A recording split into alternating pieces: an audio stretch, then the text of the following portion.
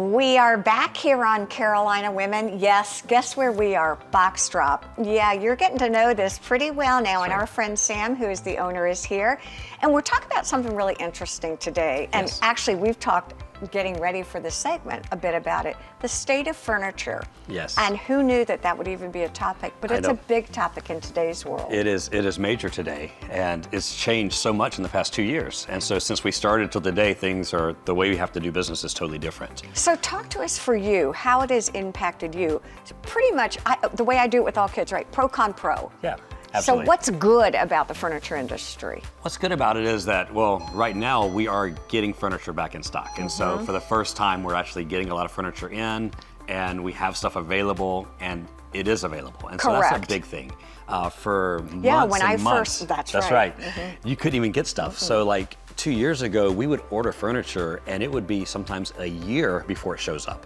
And so people were getting so backlogged with furniture. Well, now we're at the point to where we can do an order and we can get it in stock and we can sell it. So it is getting better. Okay, so there's a flow now that wasn't there. That's exactly right. But we're still dealing with freight issues, which has been a major concern in the furniture industry, because I'm honestly paying more for furniture now than what I used to sell stuff for 2 years ago. And so freight has jumped up, in some cases, 400%. Why is that? It just the diminishing returns, or just not enough people to deliver or transport? I think diesel prices have really, there's been a huge increase in diesel prices in the past probably year or so. And then workers have been a major concern. To get labor, and getting people to come and labor. And then the demand for furniture is really, I don't know that it's increased, it's just that for the most part, dealers are not ordering as much because they're a little afraid of the economy. Yeah. And so there's not as much going out. And so it's even caused several like national US brands have got out of business in the past. Lane Furniture has been. Yeah, I heard that. So we sold Lane Furniture for years and years, and my delivery guy came on a Thursday and literally shut down that next day. And so you can't even, they've shut the warehouses and sold the warehouses are gone.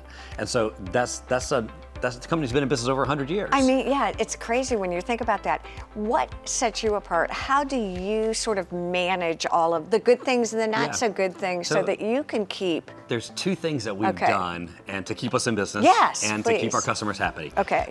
So one of the things we do is that we made a decision early on that we're not going to order furniture or sell something we don't have. Okay, so no special orders. If you come in and you want it in purple, I can't get it in purple. That's right. I may could get it in purple, but it may take 2 years. That's exactly, yes. But I don't want so we'll have you get this one instead and put a purple pillow on it. That's right. That's exactly right. We'll make this one work for you. And so we try to stock as much as we can. So like this section here, I'll buy 10 of these. And so I'll keep them in the back. I have a warehouse full of these. I'll sell all the ones in the warehouse, and then I'll sell my floor model, and then it'll be gone and it won't be on the floor anymore. And so that's one of the ways we operate. So I invest more. He who hesitates is lost. That's right. So we make the investment in stock. And so we have stuff available. And so it's changing all the time. And the second thing we do, we look at numbers really hard. So we look at how freight factors into the cost of an item, and we cut the margin down as much as we can. And so like, I may not make a lot on this piece, but if I can sell 10 of these pieces, then I can make I can make decent on it. And so that's one of the things we've done, is that the average markup on furniture is so astronomical. We've just taken that number down and said, you know what, our overhead's a lot lower than everybody else's, and we would rather do a high volume with a low profit versus sell one of these a month at a high profit. And you know the other thing, now remember I'm a designer, so this is the way I think and the way when I come in. Don't be misled because things aren't merchandise, if you will. Absolutely. I mean, when you come in and you see fabulous furniture, you see amazing product. That's right. But you have to look at the product. That's right. You check out the product. That's right. And the price doesn't generally match the quality of the product. Right. And so we can mark it way up, and retail prices on this stuff is really high. And so, but all of our stuff is, most of it's American made, all of our stationery stuff is American made. And so we try to cut as much down as we can to sell as much as we can. And you've done a lot of classic buying to me. You've bought things that I think appeal to a lot of people at a lot of with a lot of different design motifs. I think it's amazing.